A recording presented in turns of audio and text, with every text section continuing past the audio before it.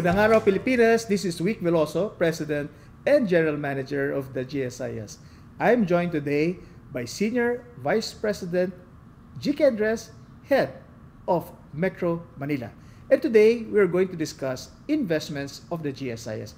Magandang umaga, SVP G.K. Maginhawang umaga sa inyo, sir, at maginhawa at magandang umaga po sa lahat ng ating sumusubaybay sa ating podcast. Ngayong araw po, medyo babalik na rin po natin ang format dahil nga sinabi ni PGM, ang topic natin ay investments. Alam mo naman natin siya ang eksperto dito. Kaya ako ang magtatanong, siya po ang sasagot.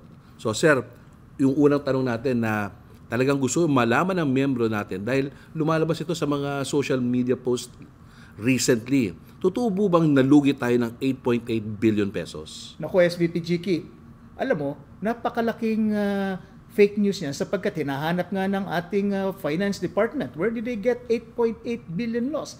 Because as far as the records of the GSIS are concerned, your GSIS made 100 billion from January to August of 2025. And since we joined the GSIS, we've already increased the assets under management by 400 billion. From 1.53, 1.92 trillion na po ang pondo ng GSIS. Opo, sir, paano po sinabi natin, no? So wala pa lang nalugi, pero ano po ba ang proseso na ginagawa ng GSIS pag tayo ay nag-i-invest? Pag tayo ay nag-i-invest, meron po tayong research team. They identify areas of opportunity by which the GSIS can take a look at. They make recommendations, and after the recommendations are made, the Portfolio Management Office executes. Okay. Yan po ang proseso natin.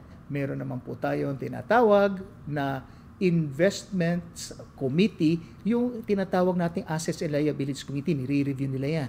Pagkatapos silang reviewin yan at sila ay sumang-ayon, ang Risk Oversight Committee, which is composed of members of the board, get to understand the whole risk. Once they approve, it's good as done because every member of the Risk Oversight Committee are members of the board, and then the board gets to approve it. Okay, so malinaw, merong proseso tayong sinusunod in terms of how to approve investments. So, ang next tanong dyan, sir, pwede ba natin paliwanag saan ba dinadala ng GSIS ang pondo ng ating mga miyembro? Alam mo, SVP GK, ang ating prinsipyo ay we do not put all our eggs in one basket. 72% of our investments are in risk-free assets. Ibig sabihin po niyan ay makakatulog ka ng mahimbing na ito ay protektado. Government securities po comprises 40%, guaranteed by the Republic of the Philippines. 20% is invested in loans to members guaranteed by their retirement. And the balance is in real estate, tangible assets that you can hold, that you can see. Yan po ang komposisyon ng ating tinatawag na risk-free. 19% is in equities. Equities, tinatawag yan, listed corporations in the stock market. And then private equities, ibig sabihin po niyan, mga kumpanya, may isang fund manager na nag-handle, invested in different infrastructure, and 4% in cash and near cash items. Yung investment in cash and near cash items addresses the point of liquidity. So klaro po yan kung saan pala nakalagay para magkaroon ng diversification ng risk. So merong real estate, may risk-free, etc. So napaka-safe ng ating investments. Ano po ba mga guiding principles which GSIS uses in placing funds? Ang prinsipyo po na meron tayo dito sa GSIS ay ang principle of safety, liquidity, and yield. Safety means makakatulog ka na komportable na tayo ay pinag-aralan na itong principal mo ay makukuha mo.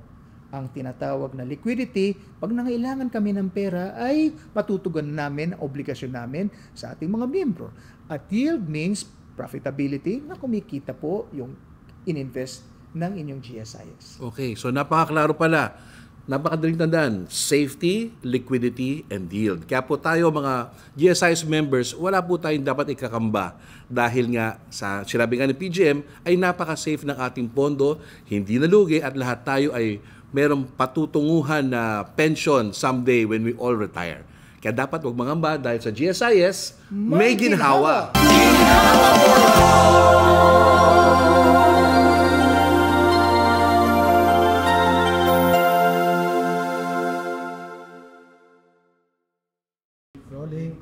Episode 3.